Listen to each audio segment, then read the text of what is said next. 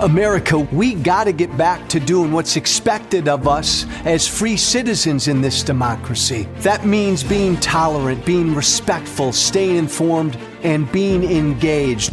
I'm former Congressman Joe Walsh. Follow me here and join the millions of Americans who are renewing their social contract with each other. The social contract, it's on us.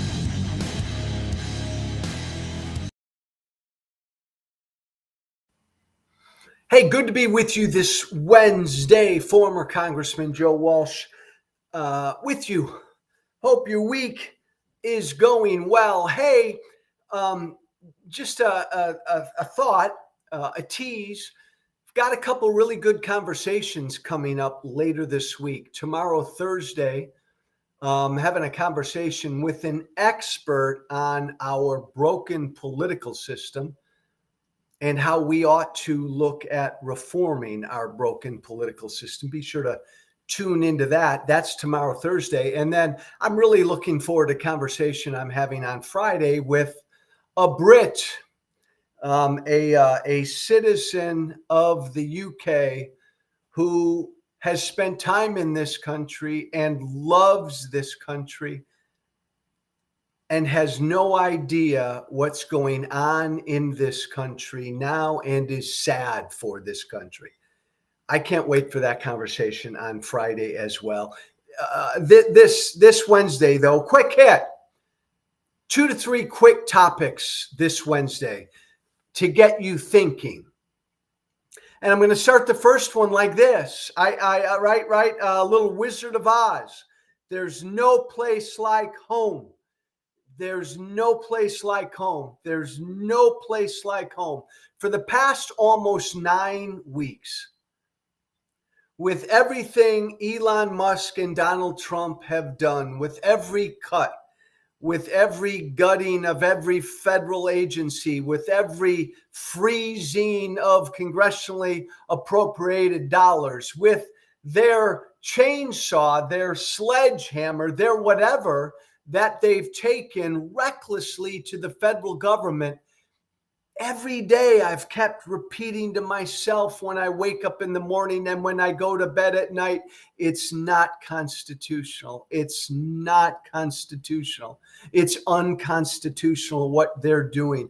I've kept repeating this to myself day after day for the past 8 to 9 weeks, understanding full well the damage and destruction and harm, great harm that Musk and Trump are delivering, not just to our federal government as a whole, not just to this country and the American people as a whole, but to real lives, real public servants who work in any number of federal agencies who've been impacted by what Musk and Trump have done.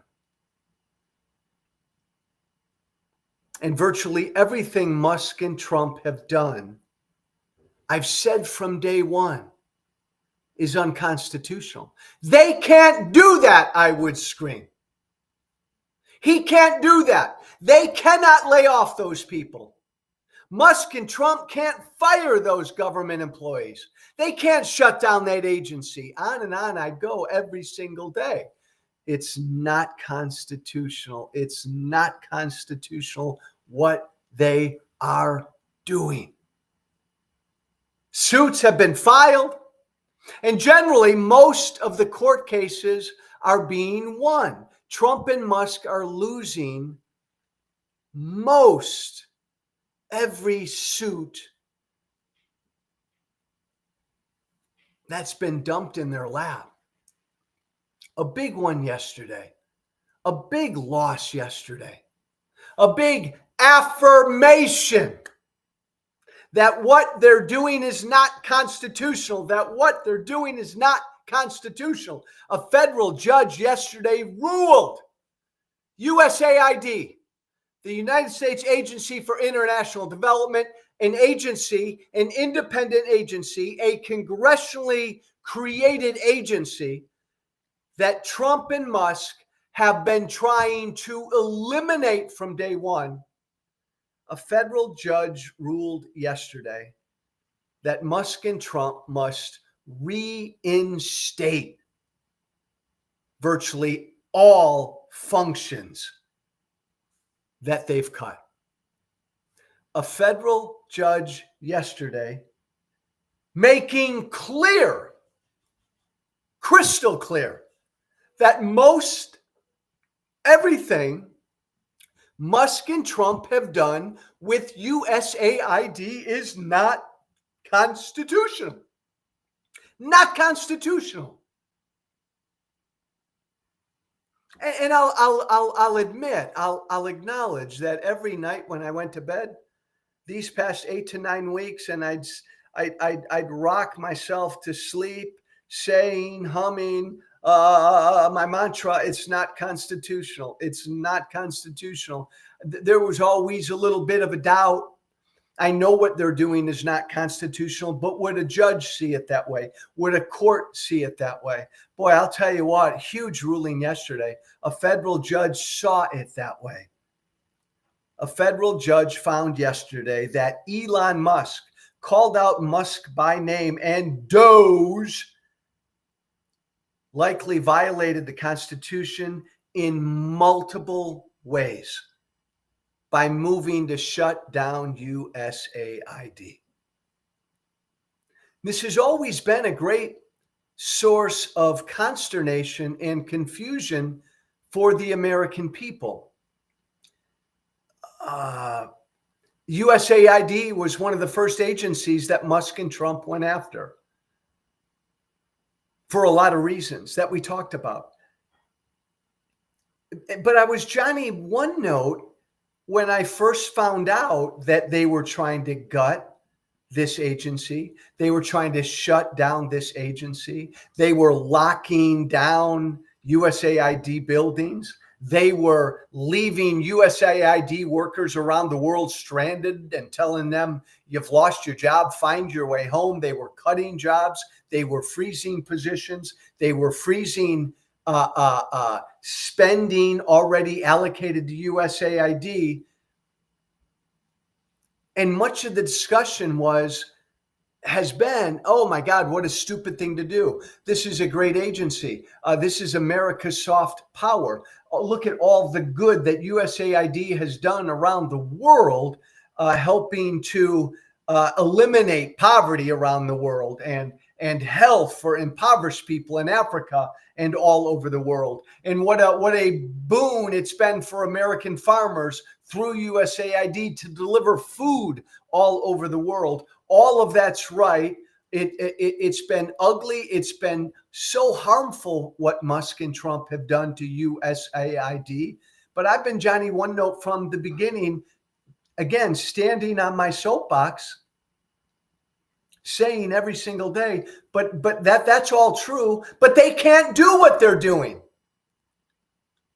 They don't have Trump doesn't have the constitutional authority to do what he's doing. Excuse me, they can't do that. The president does not have the power to do that, much less an unelected wealthy dude like Elon Musk. And because everything's happened so fast.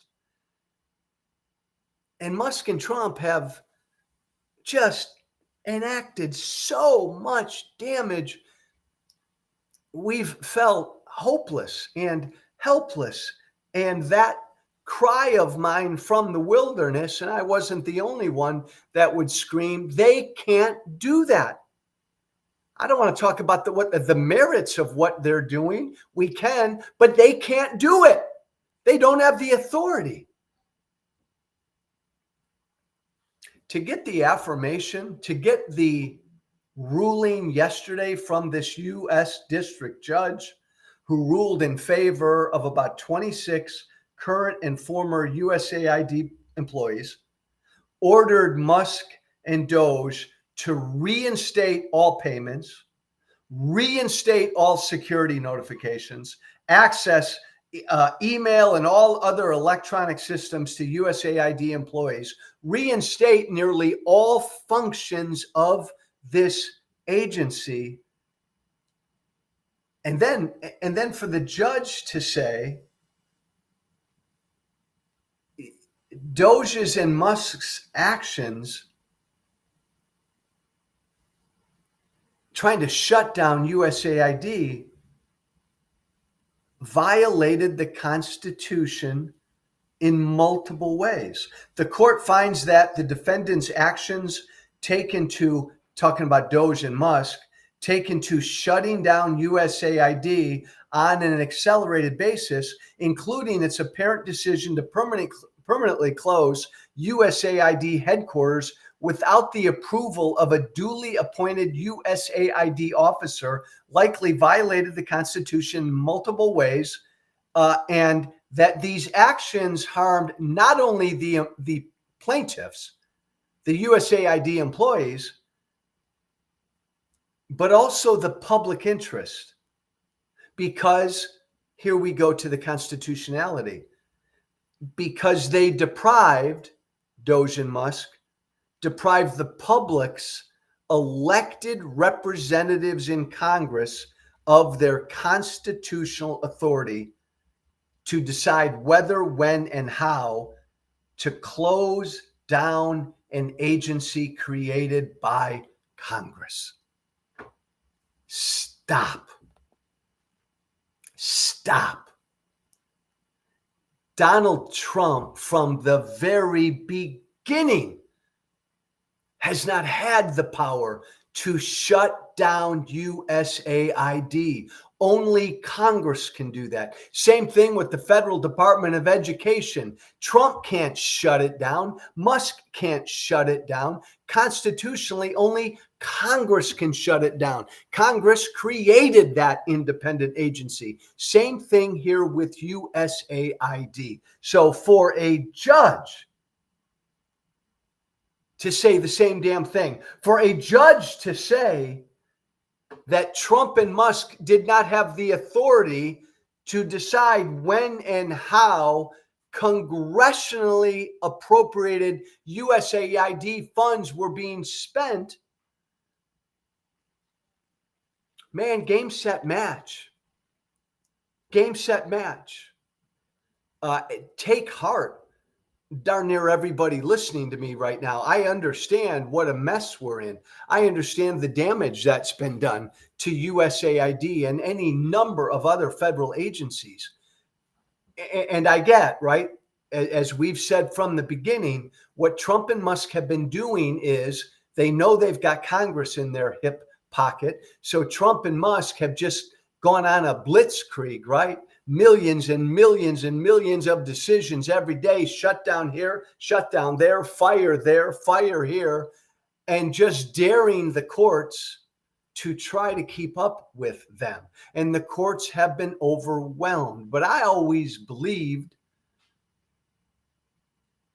and I'd hope most of you would believe, that eventually the courts will catch up, the courts will hold, and the courts will rule against what Musk and Trump are doing, because it has been unconstitutional what Musk and Trump are doing. This ruling yesterday was so dang important because it's the first comprehensive ruling that reaffirmed that basic principle that Trump and Musk do not have the authority to shut down a federal agency that Congress created.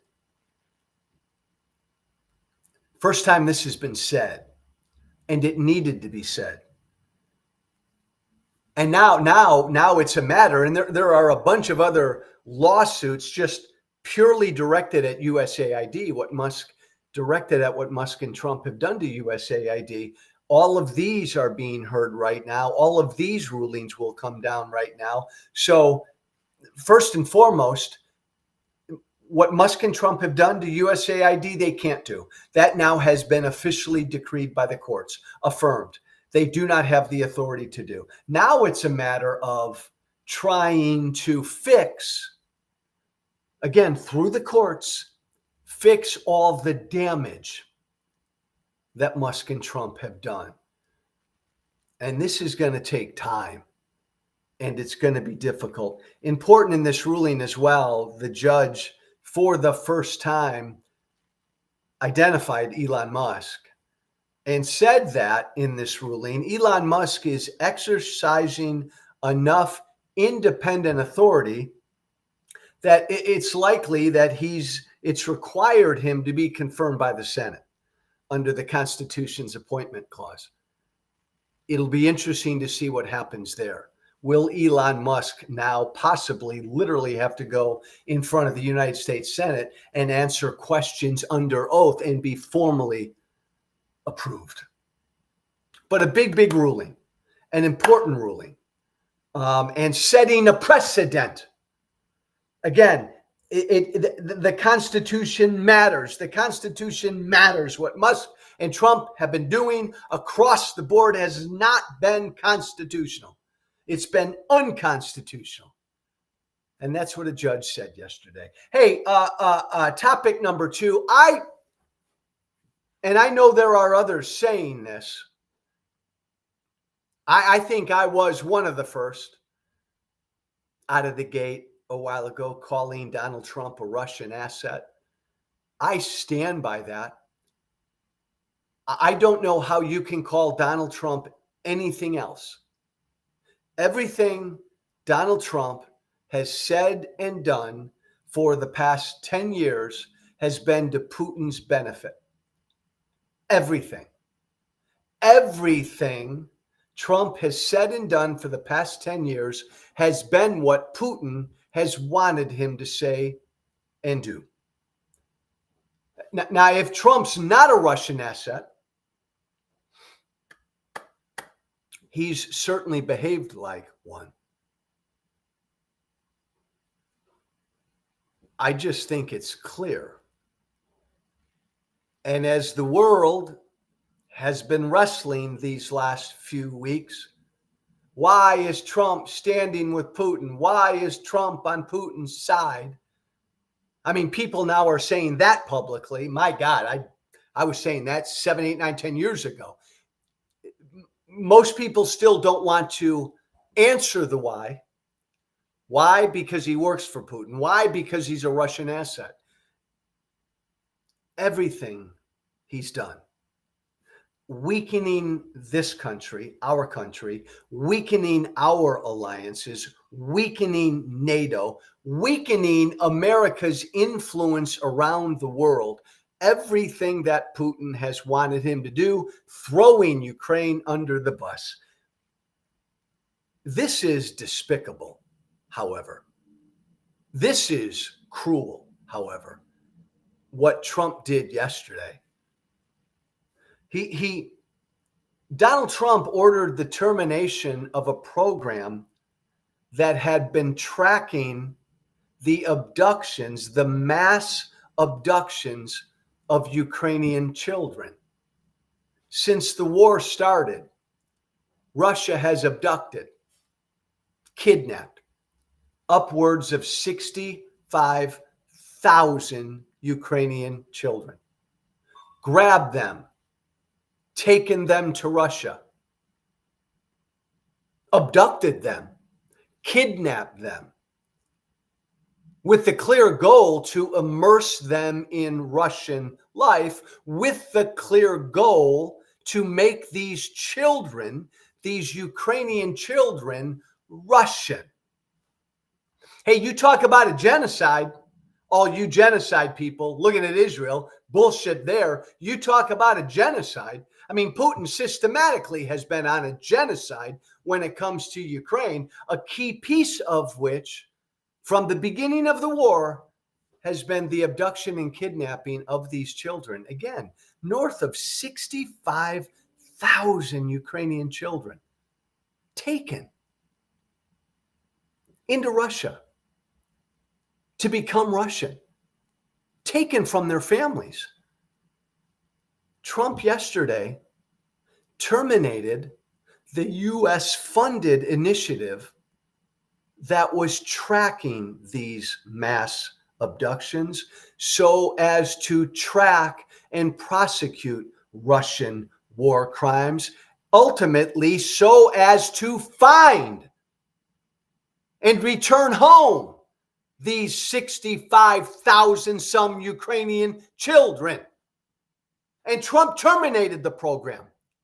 Trump just ended the program, ended the tracking of, got rid of the data of when he terminated the program.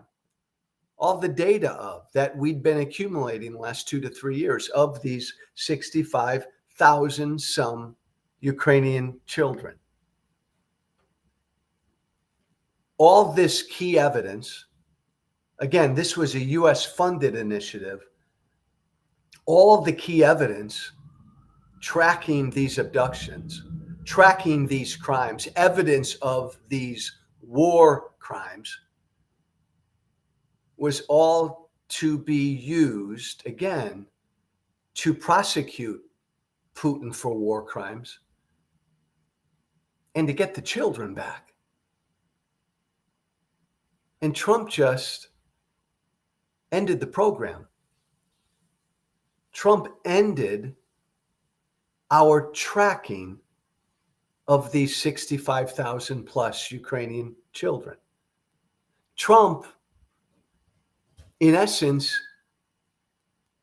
deleted 2.5 years worth of the accumulation of evidence.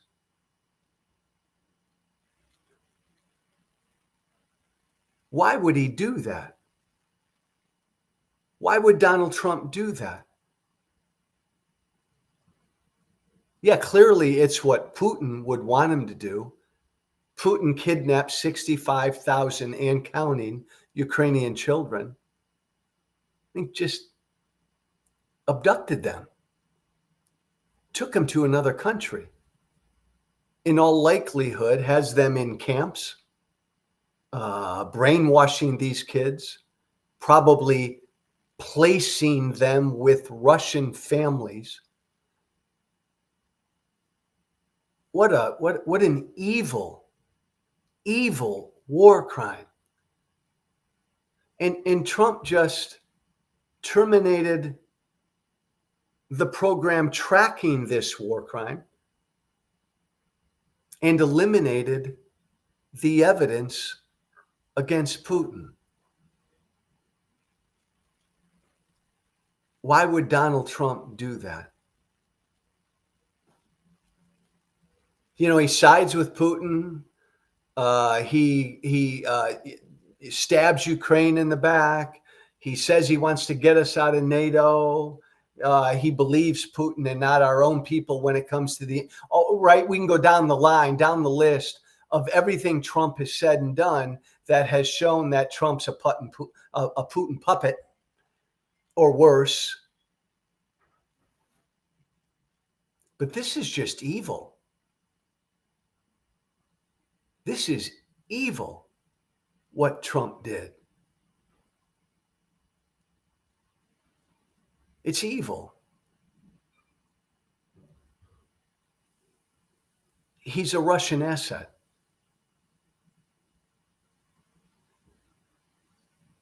$65,000 Ukrainian children.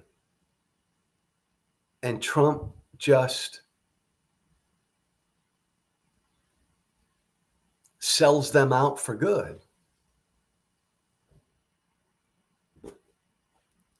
Just despicable. By the way, Zelensky, Ukrainian President Zelensky, has always demanded, right, the return of these children as part of any ceasefire, as part of any ending of the war, right? Makes all the sense in the world, right? Well, now what? Donald Trump just made it virtually impossible to find and return these Ukrainian children to their Ukrainian families, their Ukrainian homes. I mean, once again, stabbing Zelensky in the back or the stomach, whatever. Once again, doing exactly what Putin would want him to do, exactly what a Russian asset would do. But this action of Trump terminating this program, tracking these mass abductions, is beyond cruel. It's evil. It's evil. And it's indefensible. And MAGA, all my good MAGA folk listening to me right now, don't even try. I won't even acknowledge a comment right now. Don't even try to defend what Donald Trump has done here. Don't even try. You can talk about a Russian hoax and did Russia interfere with the election? I'll engage with that kind of stuff with you till the cows come home. But this, Vladimir Putin abducts over 65,000 Ukrainian children, and Donald Trump just makes the abduction final. No way to get these kids back. You can't defend that, MAGA. I don't want you to even try.